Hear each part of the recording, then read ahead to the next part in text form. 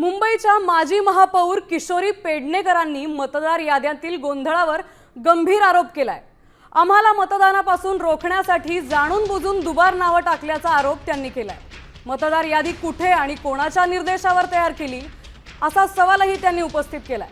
वाढलेल्या दुबार नावांमुळे निवडणूक प्रक्रियेवर प्रश्नचिन्ह निर्माण झालं असून याबाबत तातडीने चौकशीची मागणी पेडणेकरांनी केली आहे। नक्की कुठे बसून बोलतेय?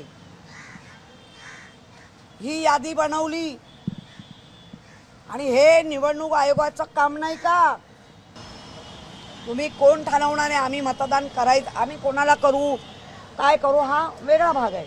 पण आम्हाला मतदानाच्या प्रक्रियेत ज्याला सर्वोच्च स्थान आहे त्याच्यापासून आम्हाला वंचित ठेवणं हे जाणून बुजून केलंय का असा आता संशय आमचा वाढत चाललाय।